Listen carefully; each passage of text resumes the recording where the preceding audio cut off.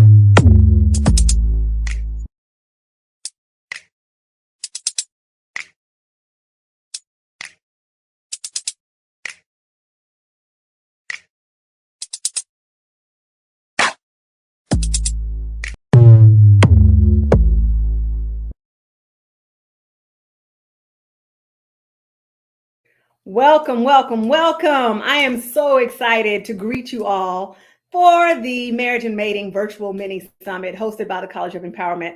I will be your host and your moderator for all six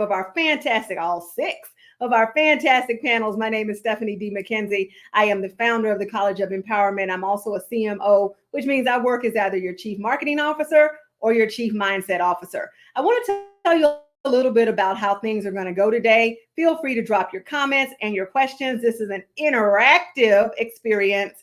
And with that, I want to go ahead and bring up my panelist. My first panelist is a speaker, teacher, author, life coach, behavioral specialist, and mystic. She is the founder of Open Door Hypnosis and the Be Magic School. She was also voted Hypnotist of the Year in 2022 and has been featured in lots of major media, including being featured on the Oprah Winfrey Network. Please welcome Shara Prophet. My next panelist is one of my favorite people, and he just happens to be a real estate broker serving Houston in residential and commercial sales. He's a graduate of the University of Texas at Austin, as am I, Hookham, and holds an MBA. He married his college sweetheart, y'all, and is a father of four, two of which are Haitian orphans that he and his family adopted. That's such an amazing story. Please welcome Foster Williams Jr. to the stage. Hello, panelists. How are you? Hey, doing great. How are you today? Good afternoon. It is a great day. Amazing. I'm so glad that you all are here. It's a great day, isn't it? I want to try It to is get a us kind great of on equal day. footing. There we go. Now I can There we see go. There we go. everybody the way I want to see everybody. So listen, it's no secret that marriage is a topic of conversation.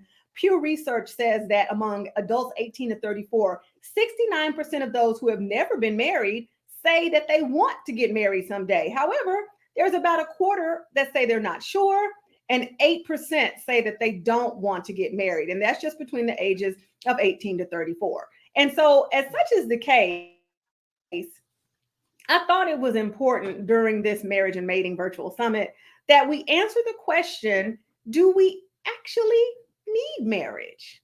So I thought we would get into that. I want to check our comments really quickly before we get in. Evelyn Flow says hello. Monica Eccles also says hello. Two of our panelists from our Rebound or Renaissance Dating After Divorce panel. Hey guys, listen, you are more than welcome to jump in, drop your questions, your comments, and your concerns.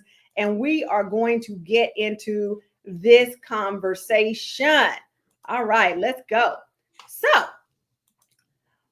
I'm curious, what were you both taught about marriage as a child?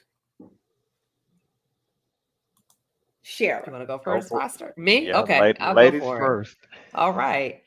Well, I grew up around marriage. My mom is one of 9 children, and everybody is pretty much married. They were either married or have been married or are married now. So marriage is a very big part of my upbringing, and I've always been surrounded by that. I have a lot of friends that are married. So, do we need it?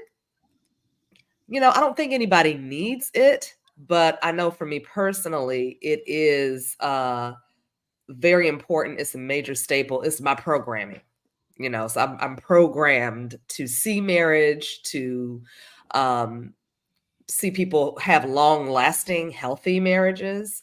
And therefore, for me personally, it is something that I want to do. I'm not married yet, but that is something that I want. All right. Foster, what were you taught? This should be interesting. Very. So similar to Shara, I grew up where everybody was married. My parents were from the country in Louisiana, and everybody migrated to Texas, and everybody found them a spouse, got hooked up, and it always was like the staple. It's the thing that you were taught to look forward to after being a child. So it's just kind of programmed into our brain that, God's going to send you a helpmeet. You got to be looking out for him and all that good stuff. But it took me a while. I will say it took me a while to even get to the point to where I even considered myself marriage material. And that's because I was just independent and I just couldn't imagine myself just deciding to bring somebody into this world, this foster world, and sharing that with them. So it's part of the institution of the family. But I think at some point, all of us decided whether it was good for us if we decided we didn't want to do it.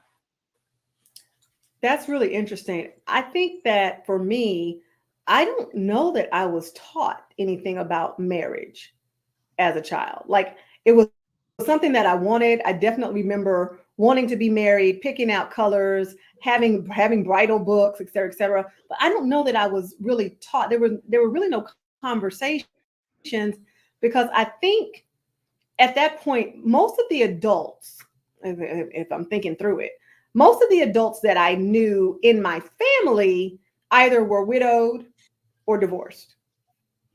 I think my grandparents were they still married at the time? They may have still been married when I was younger, but no conversations. But I think it's interesting. I want to go back to something that Foster said about bringing somebody into this foster world Mm. because I want to kind of dive into that. Like, what were those considerations? What is it about Foster's world that you had to kind of think about?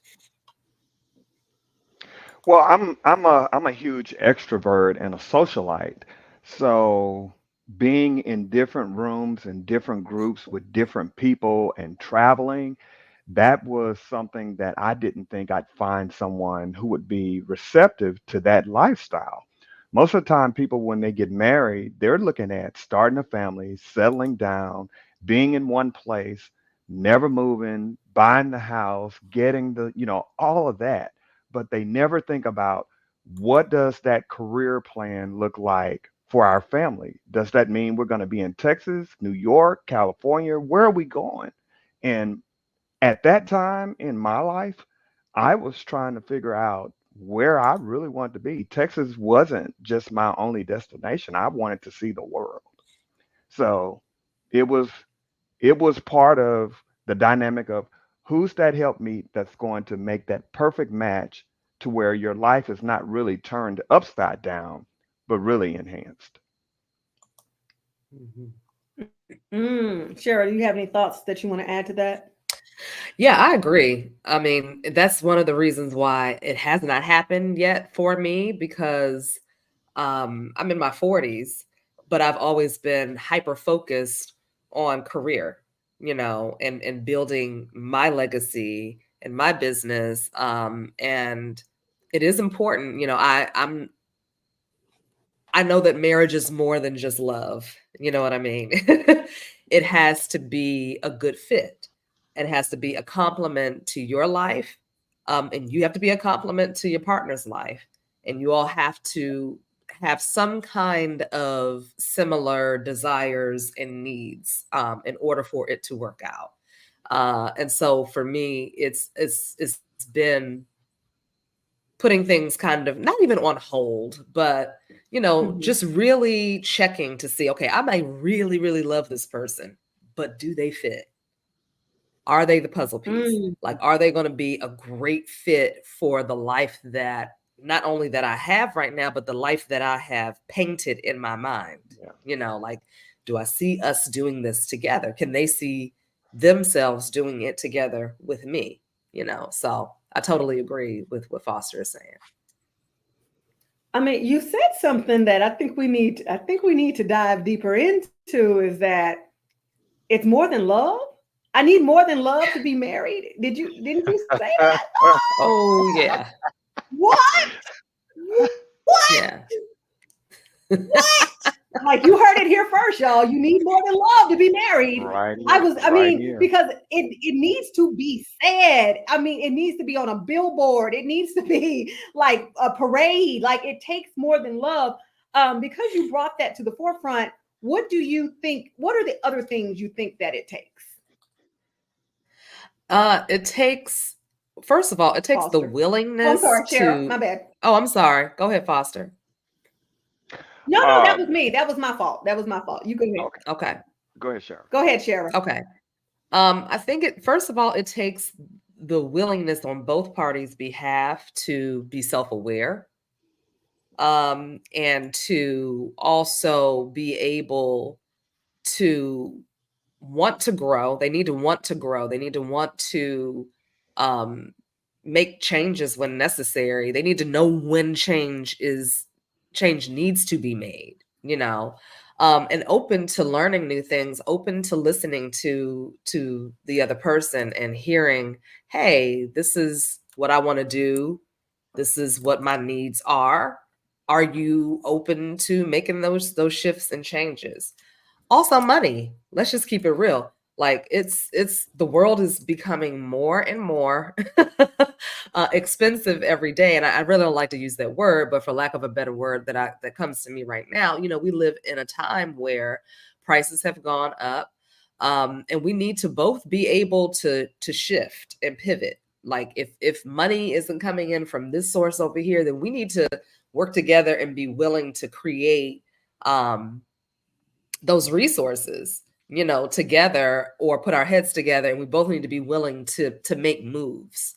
I think that that's very important because I watch a lot of relationships fall apart because of lack of resources and money. There's a lot of arguments around that. So I would say that those are the main things, like being willing to know who you are, understand your triggers, be willing to do the work, um, and also be willing to pivot when it comes to making sure that your family is secure in this world right now.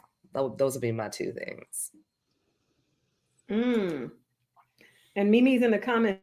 She says, "Please expound further." I'm like, we're going in, Mimi. We're definitely going in. Foster, what are your thoughts? What else do we need beside love? What? Well, I'm gonna pivot off of Shara on one of those points, and it's financial fitness. I had to kind of take note and write that down.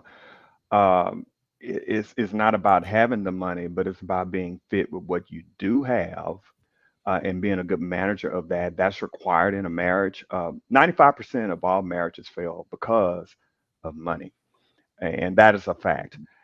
So ask somebody.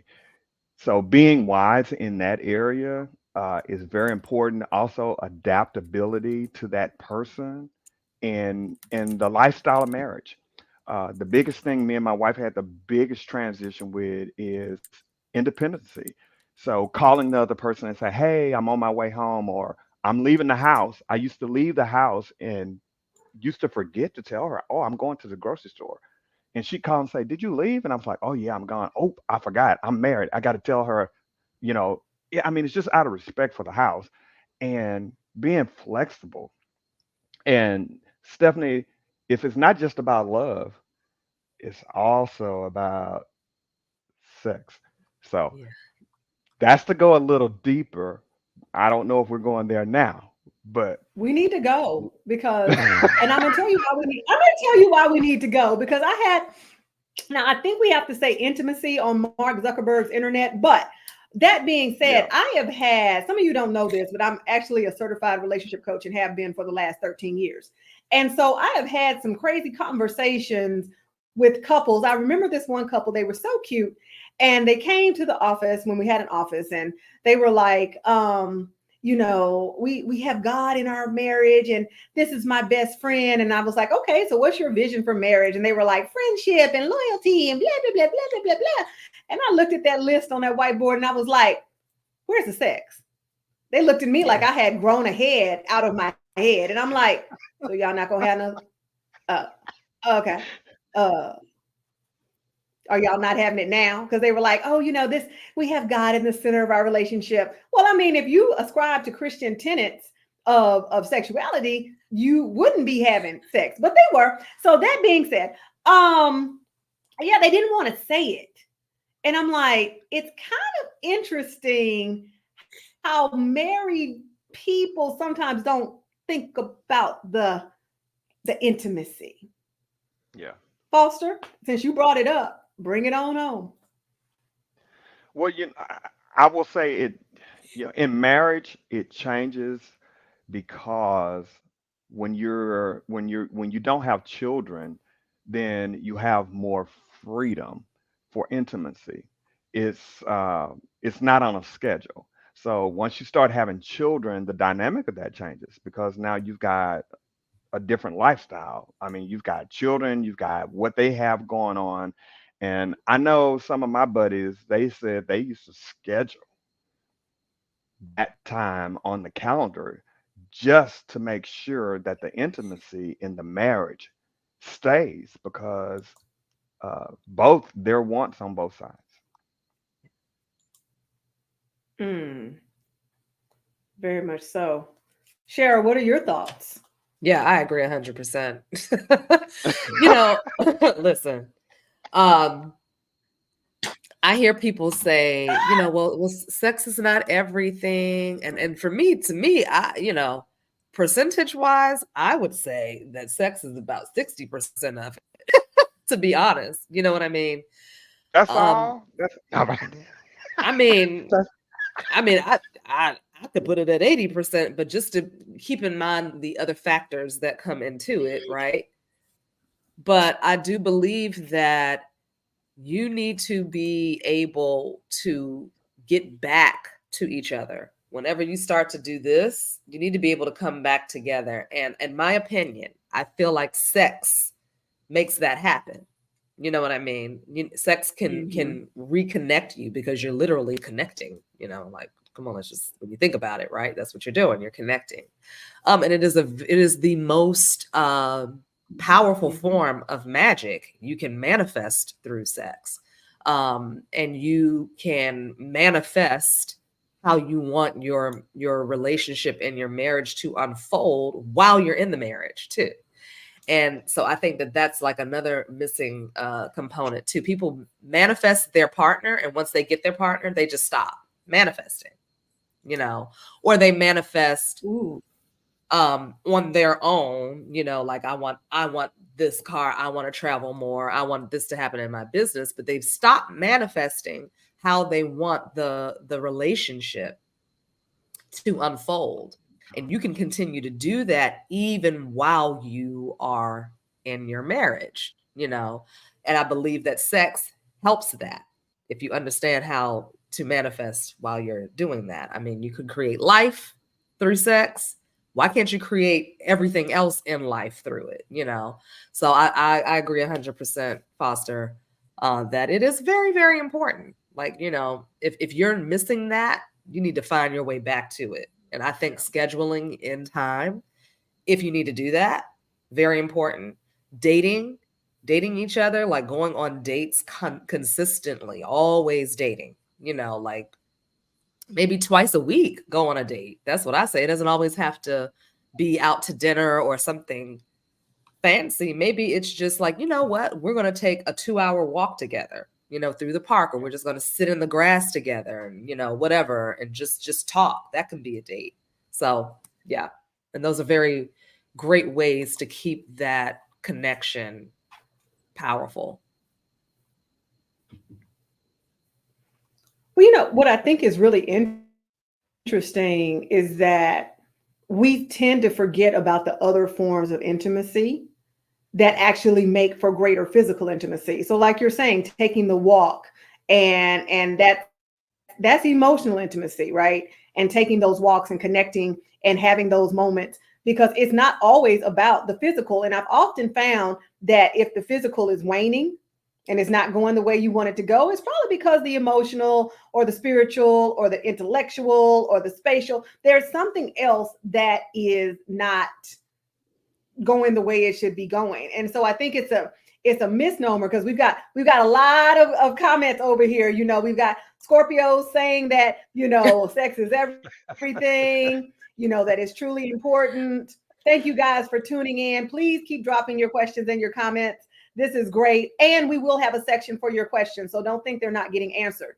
So we know that it's important, but I know that sometimes when we have lapses in that, what I've often said is that it's so important that we have more than that going on, because there are some couples that have some amazing intimacy. They have amazing physical intimacy, but then the rest of, hey, Isis, but then the rest of things are just not going the way that we need to go. Yeah. Like, listen, we even got the pets coming in. This is the conversation. Isis was like, give me some. Okay. I Oh need yeah, to Lord. be in on this. Okay. So at the end of the day, I wish I had a pet. Understanding, I understanding can send you intimacy for one. I real have and one the for different you. levels of intimacy. Oh, give it to me. No, you can't. No, you can't send her to me. I I know. was like, I yay. Then would I was be like, wait a lost minute. without her. Oh my goodness, hilarious. So y'all keep your questions and comments coming. I'm definitely I'm starring some of these things. So when we get to the Q&A, I want to make sure that we get to this. Last night I had an opportunity to sit with one of our panelists for the How to Relationship panel, which is going to be Saturday afternoon at 2 p.m. Central Standard. And we were discussing the show Love is Blind. And it made me think about, now I didn't watch Love is Blind. How many of you watched Love is Blind? If you did, just put yep in the comments. Shara Foster, do you watch Love is Blind? Have you watched it? I watched the first season. I have not watched it. Okay, the first season. Okay, Yeah. I haven't watched it either. But I did watch Married at First Sight. Either of you Married at First Sight? Any? Yeah. Just me? Okay, you watch me. Okay. So we have enough to go on. I'm just curious your thoughts on those types of shows, because we seem to be fascinated with the idea of marriage, but I'm curious, do you think that those types of shows are helpful or hurtful? I think it's 50-50. TV has always been part sensationalism and then part reality. So I think it's a combination of both. Hmm. And as a married couple, I think you just gotta, I mean, if you're watching the show, you have to realize that somebody wrote it, and the person that probably wrote it is probably not doing anything that they wrote. Or it may be some fantasy of a marriage or a dating episode or a marriage gone wrong, like that person who writes songs every time there's a breakup. Uh, it's usually something that's spinning off of that. So I don't use those shows to kind of modern my lifestyle or my marriage after, but I will watch them just, I mean, out of fun. Mm. Okay. Shara, what are your thoughts? I agree with Foster about how it's fantasy, but we do know that in the natural world that marriages are arranged, Arranged, yeah. and they tend to work. I don't know if they're working internally, but I think that Mm. again, it is a program that it's supposed to work no matter how difficult or abusive it might be. It still needs to work, right? Um, but with what is that? Love is Blind. I found that to be very interesting Mhm. because we do base a lot of our decision on whether or not we're going to be with the person on our attraction to them, our visual attraction to them, right? So only speaking to a person and really getting to know them in the most in one of the most intimate ways, which is through their voice and the energy exchange of the time and the questions asked and the sharing of their lives, right? And then people falling in love with that person just based on that. I think that that gives a different perspective on how attraction can happen. And it makes sense when we live in a world today where you're meeting people online and you're doing a lot of your talking back and forth, and you don't even know if this person really looks the way they look, right? Hence the catfishing. But somehow people tend to form these really strong bonds just through the exchange of words. So I find it to be an interesting take on how a person can meet their match without having to see them. Okay. There was a time when we dated, when we were kids at least, because we didn't have the internet and all of that. I remember having a lot of telephone boyfriends that I really liked because there's something about I think there's something that we've lost in the digital age is really connecting. I'm just saying, I did. I think we've lost, but I think we've lost connecting. Like we're more connected, but we're connecting less and less and less.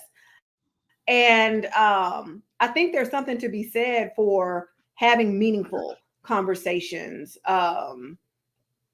getting to know people. And I think that experiments, and that's what they call them, experiments like Love is Blind, like Married at First Sight, I think they can give us a glimpse into what could happen, but I kind of agree with you all. There is part fantasy, part reality, and then there's also the part where, contingent upon where you are in your own journey, I think that it can be hurtful to those who have already decided that love don't live here anymore. I think it can be helpful to those who are open to the fact that love may come to them in non-traditional and unconventional ways. That's just kind of my 22 cents on the matter. So what do you guys think? So it's kind of, for me, it's kind of both. I'll put it this way. So when I met my wife, I didn't know anything about her. She was in college, and I saw her from a distance, and I immediately, well, I won't say immediately, I felt something. I felt something seeing her across the room, and I'd never seen her before. So it kind of defined what love was: love being blind, by not knowing the person, but being, what do you want to say? Being enamored by just seeing her across the room. So it kind of intrigued me to want to know more. So, and then that kind of spins you into, okay, so how do I get to know this person just a little bit more? And see, I'm an intellectual. So you said something earlier about connecting intellectually. You've got to find that common bond or something that connects you with that other person that helps you to pivot to whatever that next level of love is for you, or infatuation or fantasy, or, whatever that is for you. But you've got to start at some ground, and it doesn't have to be ground zero. It could be ground one. I like that. Cheryl, anything to add? Yeah, I agree that it is 50-50. I think that it's important to have those intimate moments when you are exchanging, through storytelling, because that's what we're doing, right? We're doing storytelling. When we're asking questions and telling about our lives and things like that. And then you need the physical, you need to be in person. Like I believe, like, even if you have an internet love or you're talking to this person over the phone a lot, you need to set time aside to see them in person, because the physical thing is big, is huge. I've heard stories where people have had, I I had a client who was exchanging online with this person, but then when they met in person, she was totally unattracted to him. He had gained a lot of weight. He, didn't look the way his picture looked before when they first started talking, Um, so that's important to eventually say, look, we got to get together physically to make sure that the energy is the same when we meet in person. So I think it's definitely, 50-50 in my opinion. Absolutely. Well, I tell you what, we need to pay a couple of bills. So let's do that right now. Thank you guys so much for being here. If you're just tuning in, you're at the first panel of the Marriage and Mating Virtual Mini Summit presented by the College of Empowerment. And we are discussing, do we need marriage? And so my guests have been giving some amazing perspectives on marriage. We just finished talking about the show Love is Blind. Some of you have watched it, some of you have not.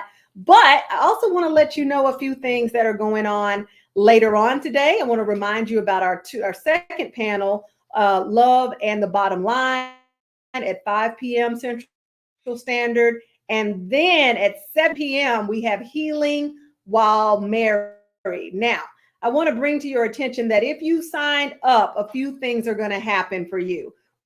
One, you're going to be eligible for giveaways. Two, we're going to do those giveaways on day 2 to give everybody a chance to sign up and listen, we've got some amazing giveaways. I myself am giving away a heart, mind, and bottom line vault that's worth about $10,000, right? And so ultimately, we've also used this day to kick off our spring membership drive in the College of Empowerment. If you use the code SPR Drive, you're going to save 65% on a membership, which remember, at the College of Empowerment, you can take a course and get a coach. So that being said, keep tuning in and learn a little bit more about college Welcome mating. to the Marriage and Mating Summit, presented by the College of Empowerment to help us all get our ships together. At the College of Empowerment, we're innovating personal and professional development with an online community, courses, and private coaching. Take a course. Get a coach.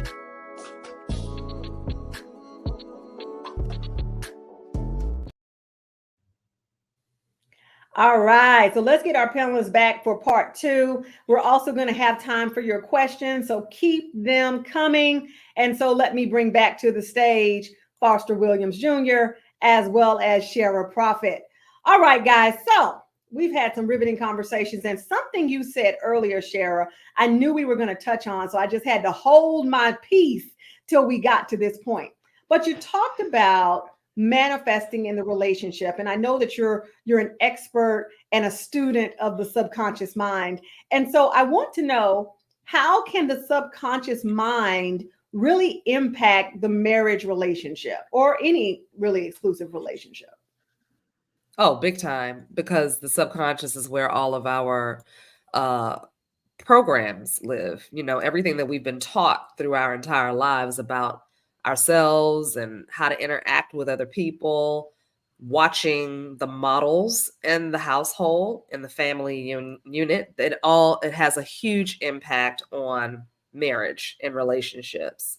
And if we are not aware of the trigger points, and we're not aware of the not so positive programming that we come with, then it can destroy a marriage. It really is the reason why marriages don't last and relationships fall apart, because most of the time, one or both people are not aware of their programs. They're not aware of how their belief systems, their thought patterns, their behaviors affect themselves and the other person. And most of the time, those programs are sabotaging. It sabotages the relationship. It sabotages your job. It sabotages the way you handle your money and the frequency and the flow of everything. So it plays, it's everything. If you don't understand how the subconscious mind affects you, then I highly recommend you start studying that, because it can really shift your entire trajectory.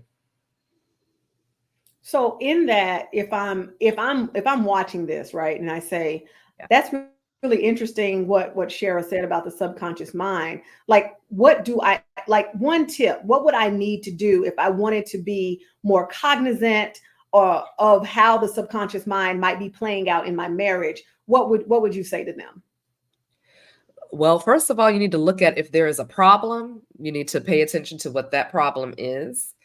And then you can ask yourself, how am I contributing to this? How have I attracted this into my reality? And then you need to be open to whatever comes and trust what comes. Sometimes it might be a vision of something that happened in the past. You may hear it audibly. It might you at age 5 may come up for some reason. Something that happened to you may show up. That's one way to start cracking the code. But I would say ultimately you need to probably, if you've never ever done any type of subconscious work with yourself, then you probably need to go speak to somebody who can help ask the right questions, that triggers these thoughts and ideas and turns on the light bulb for you. That will probably be the best way to do that.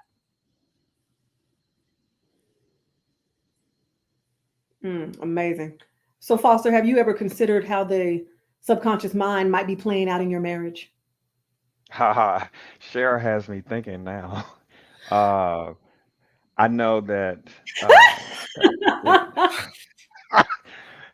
in in our marriage, I know there's triggers. I notice with my wife, there are certain things that I subconsciously do that piss her off, and she won't just say that it pissed her off.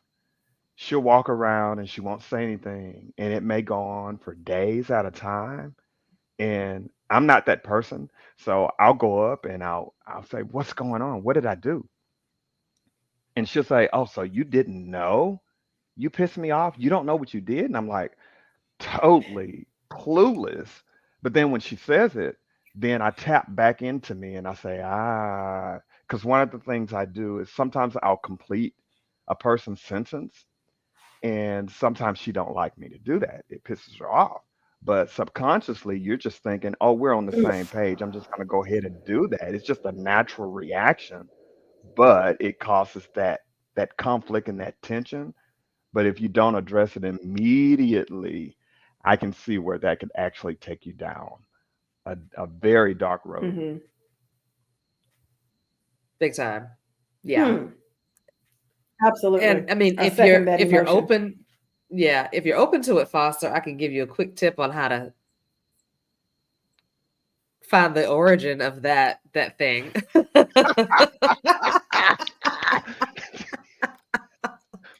do. It's happening. Yes, It's happening. it's Here for it. happening. So what you could do is you could sit with yourself and find out the first time that you ever um, felt the urge to finish somebody's sentence or do what you do when you're with your wife, right? Find out when was the first time that did that happen? What was happening around me when I felt like I needed to do that? And how did I feel when I felt like I needed to do it? Mm. And that will start to spark some things, and you may find, oh, that's why I do this. And then from there, because you're more conscious and you're more aware of it, and you have the background on it, it can definitely help you. What we call putting a stop mechanism in place. So when you feel yourself about to do it, you're consciously aware and reminded, oh, let me not do this. Let me not do it. Yeah. That's good. That's good. I'll start there. I guess I better click Yes. rewind. Oh my God. It's totally, it's happening. Like here, I've always, I say this all the time on TikTok. And those of you who are my TikTok mutuals and friends, I say empowerment is not just about a feeling. It is about taking action. And so We are taking action today, y'all. Let's get into some of these comments. KL Reinhardt says, I tend to do that as well. Finish my loved one sentences. Thanks for this, Cheryl. Look at that. We are changing lives one panel at a time. It's happening, Keisha. y'all. Hi, It's Keisha. happening. It's happening. See? I'm like, it's happening, y'all. And Moon Empress sends us smiley faces. Going back to our original conversation, Creative Soul says, manifesting together is crucial, has to be on the same page. And so, guys, I'm taking note of your questions. I'm absolutely making sure that we have those when we get to that segment. So don't think that we're ignoring you. Keep the questions coming. Keep the comments coming. Again, this is an interactive exchange. And so we're just glad to have you guys here sharing with us on our first panel. So whatever you think, drop your thoughts and your questions for the panelists, and I promise that we will get to them. So now that Foster has been aptly healed of finishing his wife's sentences, let's ask a question.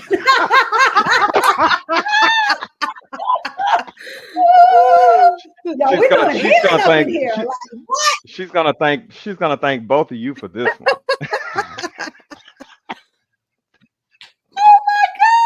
I love it, y'all. I love it, y'all. And you know, I think it's so important, right? The reason why we did these panels, because you know, I talk a lot about marketing and brand, et cetera, et cetera, et cetera. But increasingly, I'm finding that entrepreneurs, business owners, corporate professionals can be a bit cavalier about who we connect to. And so I feel like if we learn how to have better relationships, we're going to have better revenues, which means we have better profitability, which means we're even more sustainable. So it all goes together. So I didn't lose my mind, y'all. It all goes together. And at the College of Empowerment, we make sure that you get what you need, because you can take a course and get a coach. Okay, great. Anyway, now that Foster has been healed, let's talk about, what do married people get wrong about marriage? This should be fun. Number one, people think it's easy. I mean, they really do. They think it's easy. They think Mm, you're in love and you stay in love, and everything is always the grass is always going to be green. And that is definitely not the case. Marriages typically are growing experiences, to where I mean, you're really starting to learn that person from the day that you say I do. I mean, it's like the clock starts over. That's how I felt with mine.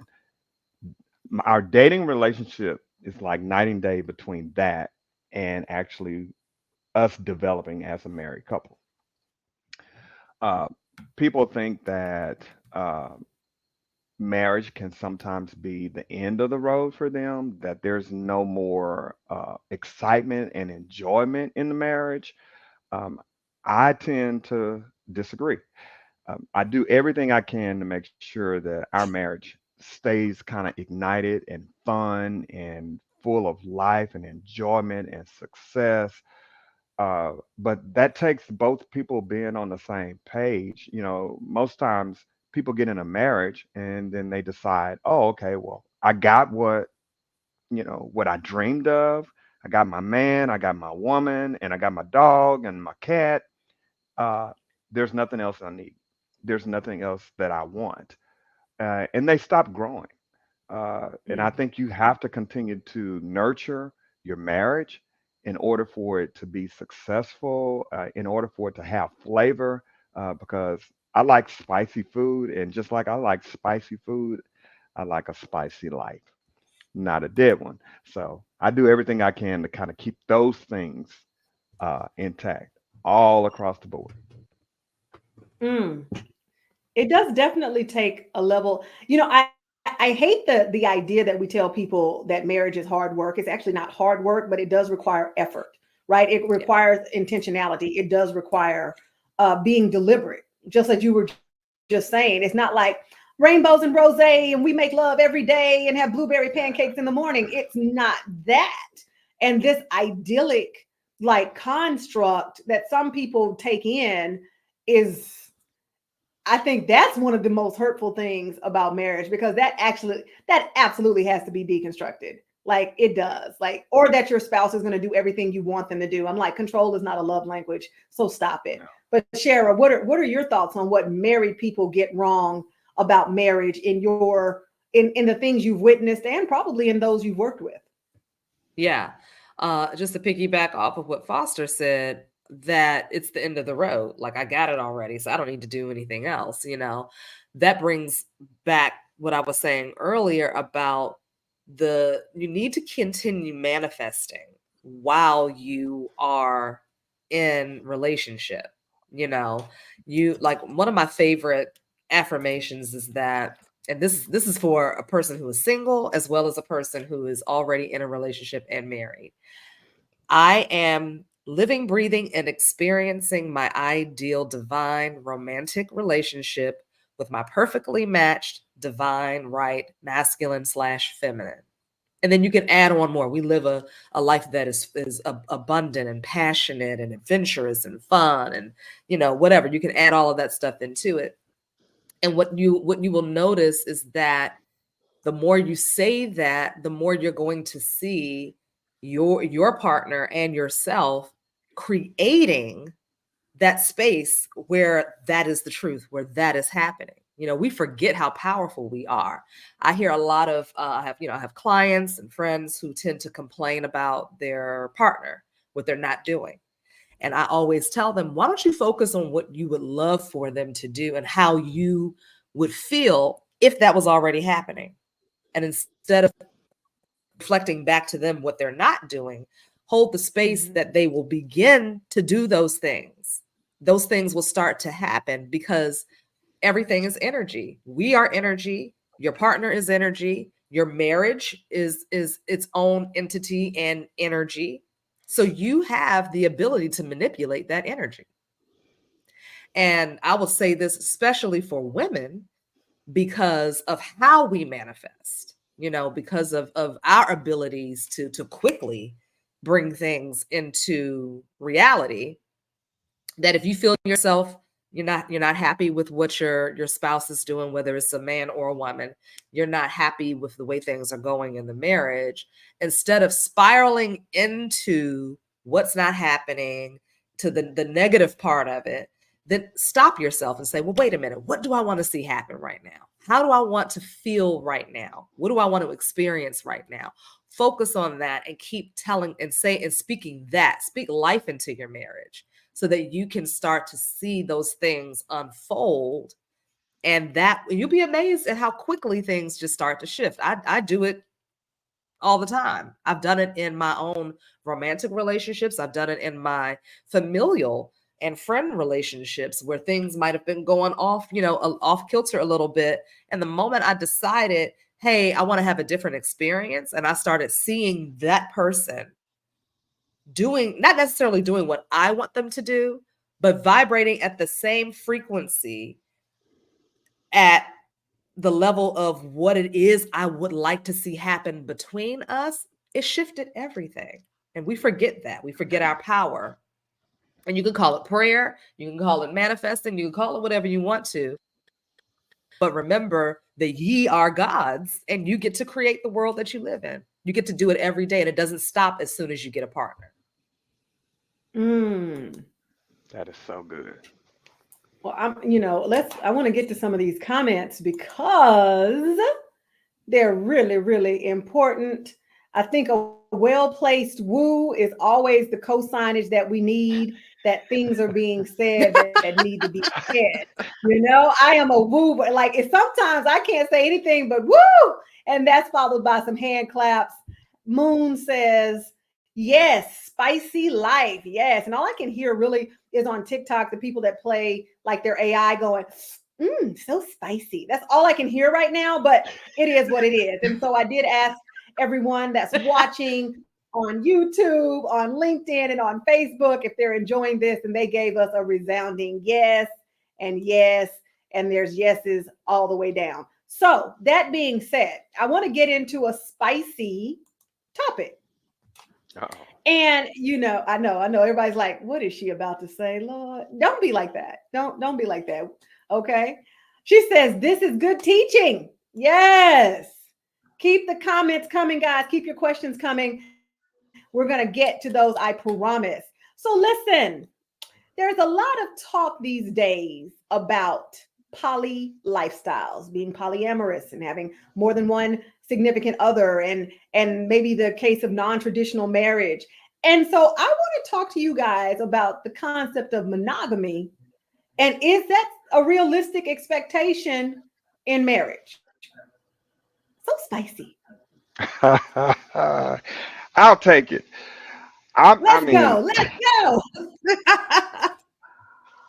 I've never been a person to share. I mean, I'm not the one. And I mean, I don't want to share my cookies, my cupcakes, my lollipops, my gumballs. I don't want to share nothing with nobody. So if God has blessed me with this treasure piece, it's my treasure piece. And I thank him for it. And I'm going to protect that piece. And I'm not going to share it. I'm a firm believer in this. Um, my mom used to say, "You lay down with a dog, you get up with fleas." So, how many dogs are you gonna lay down with? Because you're gonna be infested if you lay down with that many. And I think there's a I think I think there's some truth to God being in a marriage and orchestrating that and keeping it pure for you all. Everyone you lay down, you get a piece of their personality. So by the time you get around to partner number whatever, you have that many personalities. Now you're expecting your significant other, or whoever the next person is, the next guy, the next female, you're now expecting them to kind of fulfill or enrich you the way that that other person did that one thing. So if you take one thing from each one of those people, and now you've got this person here that you're trying to create a life with, you want them to do what Harry did, what Jim did, what Tom did, what Sally did, what Sue did, wrapped up in one person. I don't think you're doing the person that you're with justice by having several different people in a relationship. Yeah, I agree with that 100%. Nothing against anybody who lives that lifestyle. I do have friends who do. Um, but, I understand the reason why.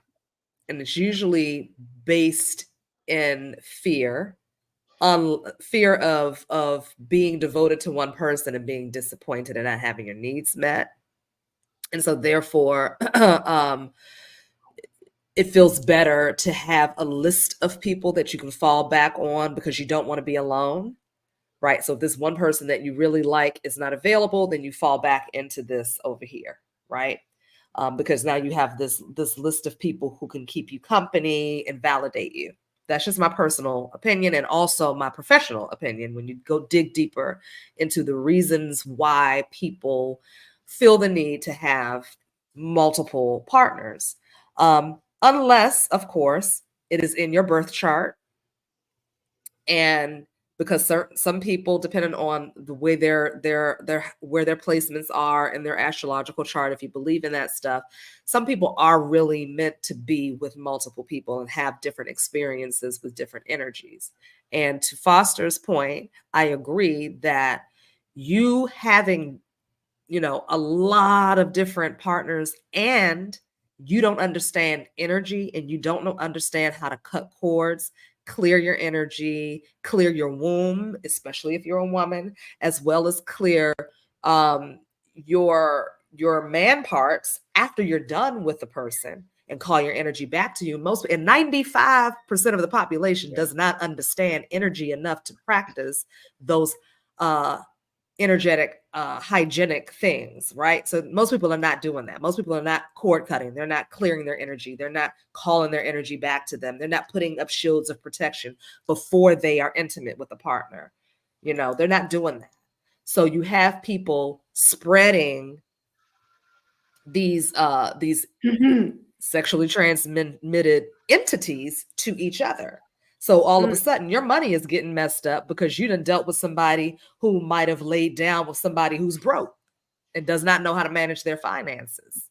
Your health is compromised, and it may not be, an STD, but maybe now you're getting headaches or your back is hurting because this person has transferred some personality, as Foster says, I call them entities, right? Transferred this entity into your body, and you don't know why you're going through what you're going through.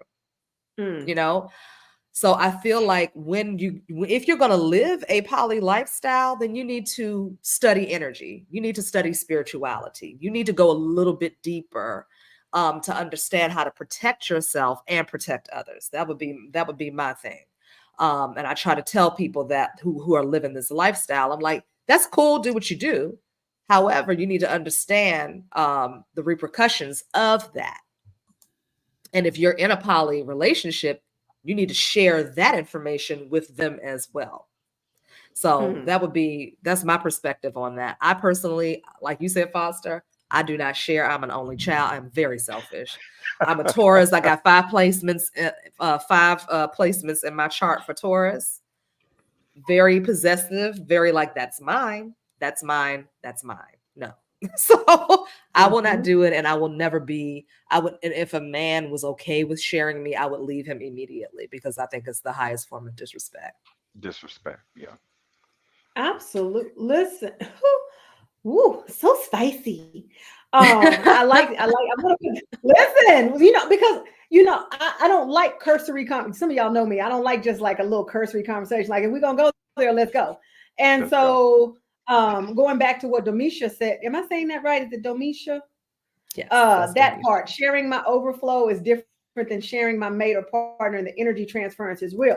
And I think that there are married couples that swing. They're in that particular lifestyle. There are people that have polyamorous relationships, and some will tell you that's the healthiest relationship they've ever had. I'm just going to tell you, and let's say hello to Jay Ease. Hey, Jay, I'm just going to tell y'all the truth. I can barely deal with one person.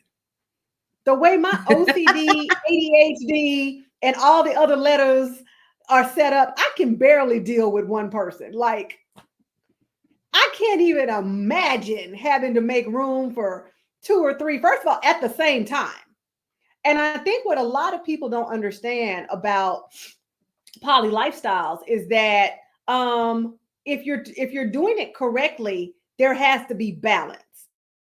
So if you're dating Baquisha over here and she lives in the hood, and then you're dating Sarah Ann, isn't that from Love is Blind? Okay, Sarah K, we'll just say Sarah K, and she lives in the burbs, you're not in a polyamorous relationship. There are rules and expectations. And so if you're just knocking off everybody from the east to the west, honey, you're not poly, okay? You're probably thirsty, but that's a whole different conversation. What I'm saying is that there's a level of, I feel, emotional and relational maturity that has to come with being in a polyamorous relationship, being in the swinging lifestyle. I found out recently, as much as I love unicorns, a unicorn is a person that sleeps with married couples. I was like, really? I can't even have unicorn. So if I'm out in public and I'm like, I'm a unicorn, that could go really wrong. People are like, really? Yeah. Hey, call us. Like, I'm like, ah! But and what I say to that is, it's an entire culture.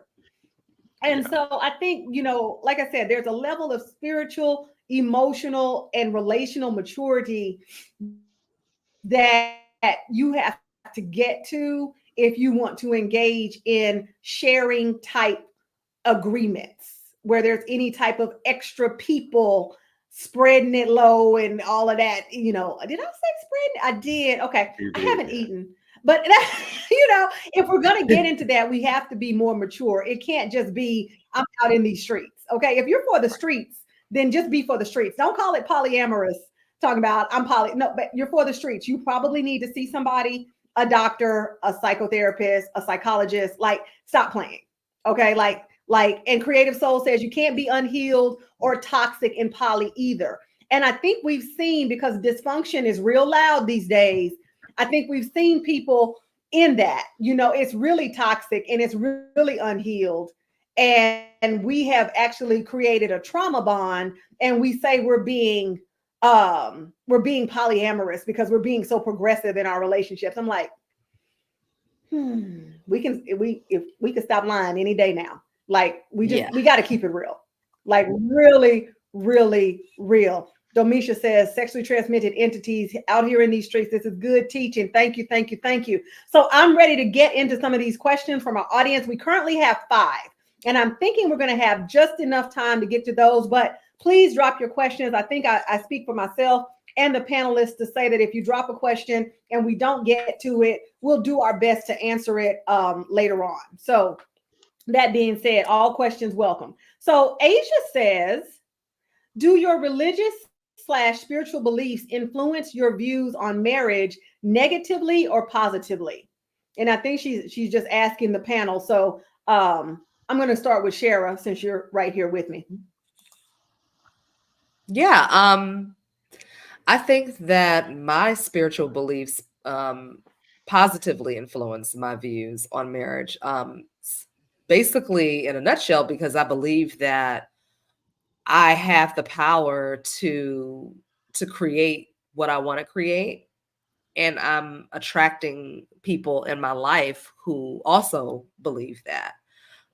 So I think it does have a positive influence on my views of marriage, because I believe that marriage is a constant work. Life is, like we're constantly healing, and um, we are constantly changing and shifting and doing all of those things. And if you go into it knowing that it is going to be work, just like everything else is, if you run a business, you don't just stop working because now you have a business and you've registered your business and you have the name and the website. You don't just stop marketing it and promoting it and doing new things and adding to it, right? It's like in your life. You don't just stop healing because you healed your boo-boo that you had on your hand. No, it's a consistent work. And when you step into it understanding that from a spiritual perspective, that we're constantly evolving, then I believe that my belief does have a positive influence on my views in marriage, because I know that marriage is it takes work. Doesn't have to be hard, no, but it may be challenging. And in my perspective, the challenge is the thing that you tackle with your partner. Your partner is not the challenge. Your partner may be having a challenge, and so together you work to assist them in facing that challenge head on, and the two of you are doing the work to minimize it. I have to agree with Shara. My religious beliefs are the core and foundation of how I think about marriage. Um, I mean, I knew that, I prayed as a child that God would send me someone that I could love forever. And that was the foundation of me looking for my queen. And knowing that everything else kind of centers around it. And I agree that everything is not going to be perfect, but I feel like when God put two people together and ordained them as husband and wife, I think, you're already taking the first step and saying that you're going to let God lead you in that marriage. And I think when you do that, it doesn't make everything peachy keen, but at least now you have someone that can be an advocate for you in your marriage, and partner with you, for you guys to meet that same kind of goal that you all have in mind. Everybody has a vision for what they want marriage to be, but it comes down to, I call it, Dulaluya, so we can all talk about how we want marriage to be. But until you do or put into action those things to have a good relationship, good partnership, good marriage, then it's all just kind of surface talk for me. Mm. All right, I like that. We've got a couple of comments that came in while you guys were talking. I think for me, I think it definitely influences me positively, but I think sometimes, if I'm being honest, I think sometimes it has also been to my detriment. And I'll tell you about that in just a moment. Let's look at Creative Soul's comment real quick. As an autistic individual, we have a hard time making connections. We also have love for everybody. Monogamy sometimes doesn't make sense to us. And I think it's really important that, two things that we need to be mindful of in our relationship narratives, especially myself as a relationship professional, Cher as a relationship professional, and even Foster as a real estate professional. On the heteronormative and the neurotypical ways that we approach relationships and the expectations that we set forth. I think we have to be very, very, very mindful of those things. But to that point, my religious beliefs, when I was knee deep, face deep, head deep, body deep in Christianity, I took a vow of abstinence. And in that vow, I made a very critical mistake, because what I didn't deal with, and this is a moment of transparency, guys, so it is what it is, in that, because I didn't want to do it anyway, this is what I felt. I felt that in taking this vow of abstinence, that meant that God was going to send me what I wanted, and I didn't have to make any effort for it to happen. Like literally, the man of my dreams and the love of my life was going to be delivered to my doorstep via UPS. And so I really absolved, in that moment, I also absolved myself and recused myself from the work that I needed to do, because I used my then religious beliefs as a form of escapism. And I know some people can relate to that, which is why I'm going to talk about it. Now, for those of you who are wondering, no, I no longer subscribe to Christianity. I absolutely love God. That is Yahweh. That is divine. But I had to leave church folk. Church folk make me itch. Like, I'm sorry. And I have a whole degree in Christian leadership. And so do I believe in Christ? Yes. Christianity? Church folks? Church? Thumbs down. So that being said, and that's just my reality. But I want to put this out there for those who have those belief systems and might be saying, yeah, because I saw this on Grey's Anatomy. One of their characters, played by Sarah Drew, April went through a crisis of faith. And she actually said, she tried to do everything right so that God would bless her. And so she ended up getting pregnant and having a pregnancy loss. And then she ended up getting divorced. And then she ended up having another situation at work. And she was just like, where is God? And I understood her implicitly, to the point of sobbing on my couch, though I've seen that episode probably 100 times. I understood what she was saying about if I was good, right? And I did these things and I tried to do the right thing and I tried to do the godly thing, that he would bless me. But I was expecting to be blessed without putting forth the effort. Remember, faith without works is dead. We all know that scripture real good. Like, we know it. But I think for me, what I'll say now is that I was using it as a form of escapism. And for those of you who are engaged in a vow of abstinence, a vow of celibacy, whatever it is, let me encourage you to not close your heart, because that's what I did. I closed my heart and then almost made the demand that God reopen it, when it's like, well, Stephanie, I have to take responsibility for the part that I play in the life that I desire and deserve. And so now, as you guys hear me teach, I'll always say, when you desire something, go back to the divine, whatever you call it, and say, what does this desire require of me? Because it's never just about, oh, I just desired it. That it might mean that you have to deal with some things within. It may mean that you need to reconnect. It may mean that you need to apologize. It may mean that you have to atone. And atone and apology are two different things. And when you atone for something, like, you're literally trying to turn back time, like Cher. So at the end of the day, I just want to encourage those of you, nothing wrong with taking that vow. Nothing wrong with walking that out. but be mindful of the part of you that may want to close your heart. That's all I want to say about that. Shara, do you have thoughts? Because I can see you nodding. Yeah, I agree 100%. Keep your heart open, um, and do the work. Whatever comes up, do the work. If you're going to, because I have been celibate, well, many times in my life, and sometimes for a year, sometimes for 3, but each time there was deep, deep work being done, deep work being done, Yeah. and every single time after I came out of it, I was met with an opportunity to practice the work that Yeah. I had been doing. And it wasn't always easy.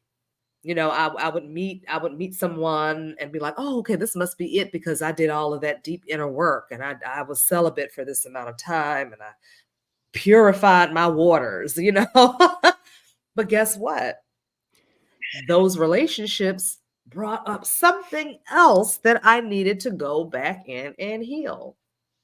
And Yeah. that's what I mean by understanding that the work Yeah. is constant, is going to save you if you step into any relationship, any situation, any type of marriage, because marriage between a man and a woman or 2 people is not the only kind of marriage. Mhm. There's other marriages that happen in business, in friendships, within yourself, the alchemical marriage between the divine feminine and the divine masculine. That's the ultimate marriage, right?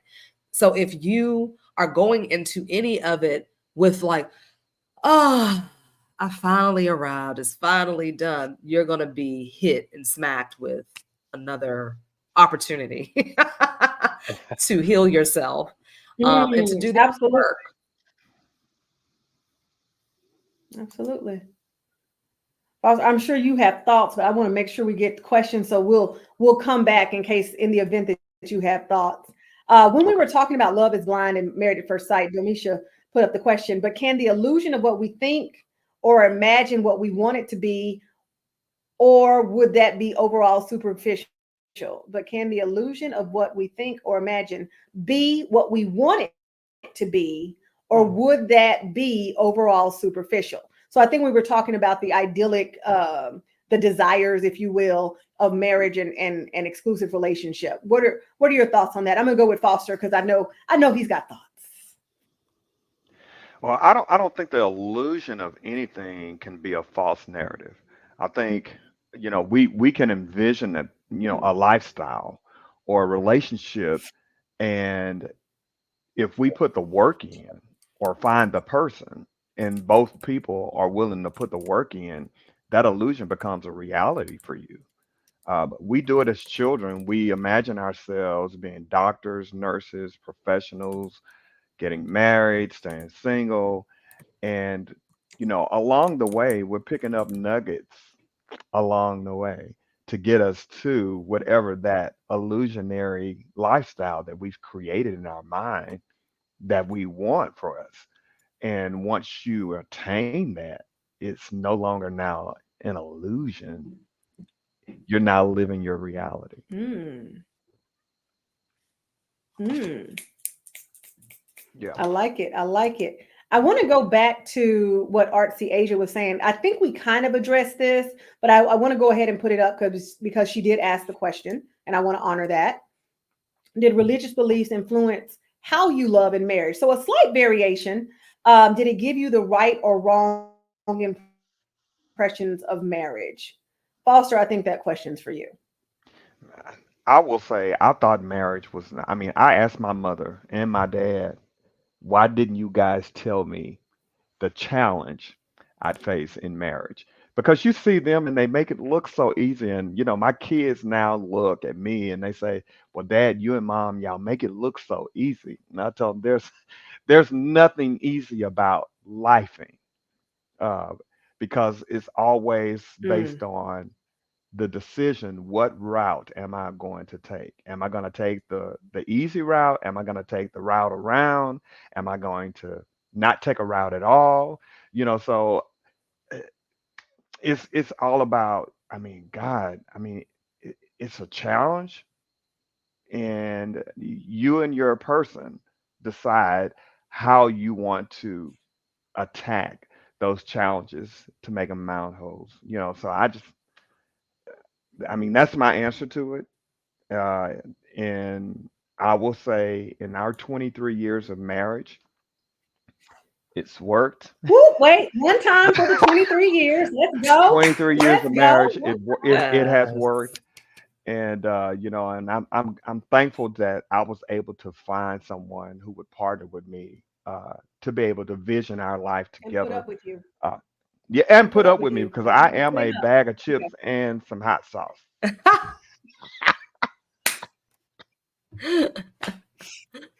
Oh my goodness. Hilarious. Okay, so we have another question here. I'm hopping, I'm doing dual duty over here, guys. And for those of you who have tuned in and you haven't signed up, make sure that you do so you can get in that super secret session tomorrow night, 9 p.m. Central Standard with Nurse Millie J. Like, listen, if you want to check out some of her content, head on over to TikTok at Nurse Millie J and see how real she keeps it. Okay. All right. So, real quick question from Creative Soul. Do you think being friends first is better than dating a stranger? Shara? Wait, which one are you clapping for, Foster?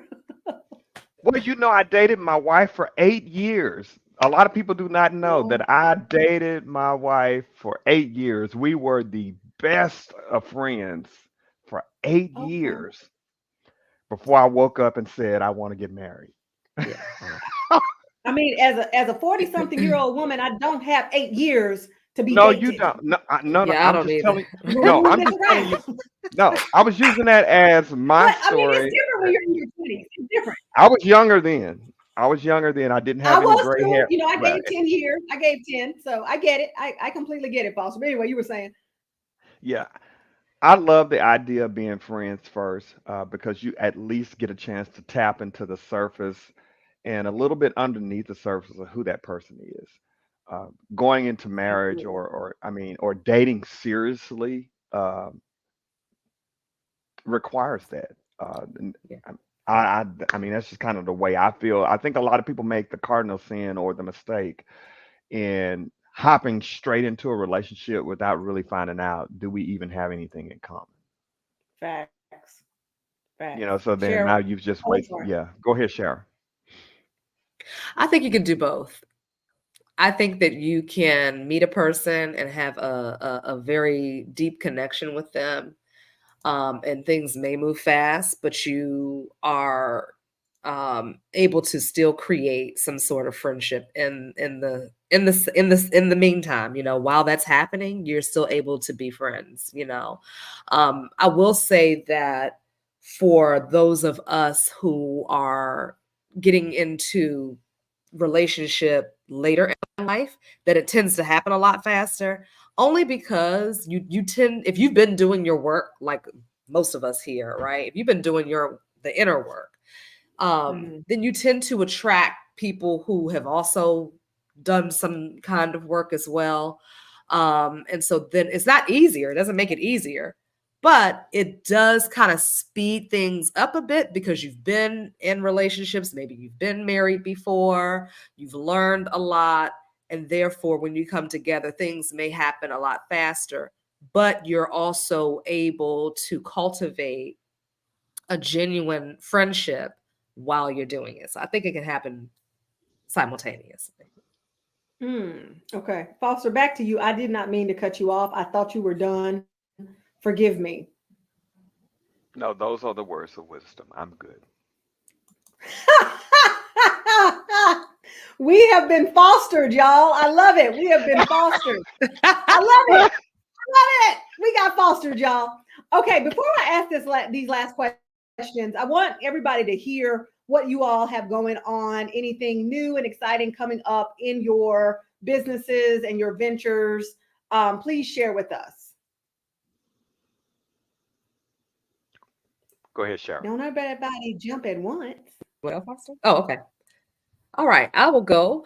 I am currently accepting enrollments into my Be Magic Hypnosis Method certification training program. This is for anyone who is interested in understanding human behavior, the subconscious mind, how to truly make shifts and changes in your life that stick, and to change your life. So you can do this course to receive a certification at the end where you are a certified hypnotherapist, meaning you can take clients on and see them one-on-one, or you can do this for your own self-mastery. So I encourage people to check out the Be Magic School. .org, and you can go there. There's tons of classes there, some free classes, some paid classes, but I encourage you to go over and just see what strikes your fancy.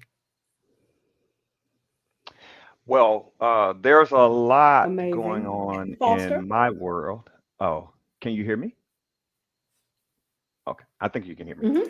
I have a lot going on in my world. So if you are looking to purchase a house, sell a house, lease a place, commercial, residential, I am your guy in the state of Texas.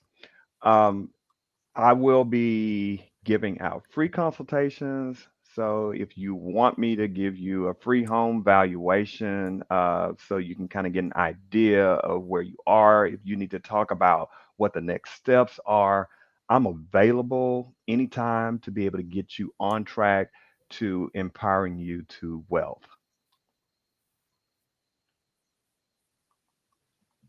Amazing, amazing, amazing. And you can catch Share a Profit at opendoorhypnosis.com and Foster Williams Jr. at largerthanliferealty.com.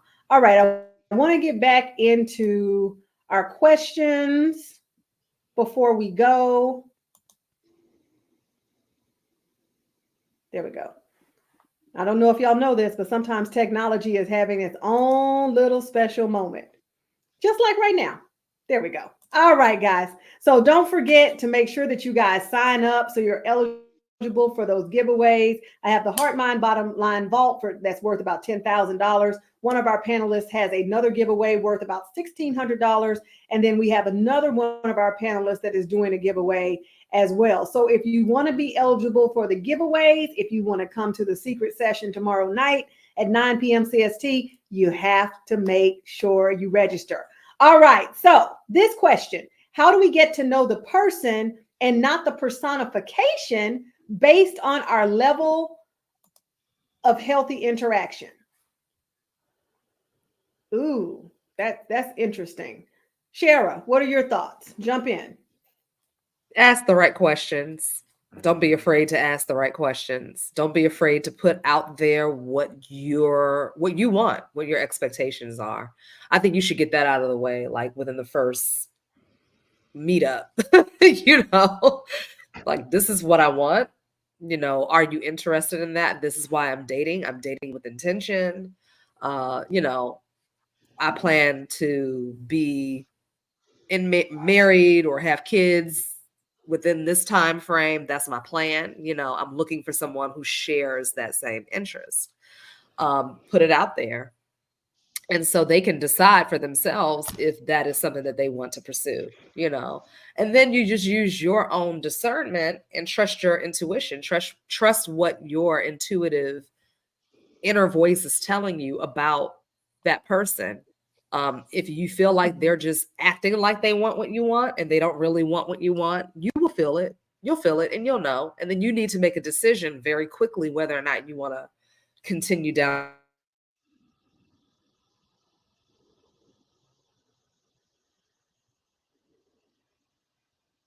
that road with that person. Trust God, source, the universe, whatever you want to call it. And trust yourself to know that you know What is going on?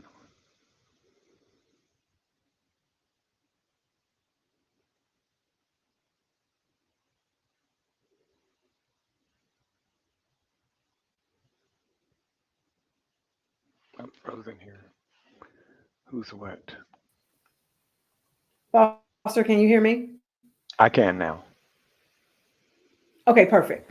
So go ahead. I see the frozen. I'm gonna take that Yeah, out, and we're it gonna did hope that's freeze. gonna be great.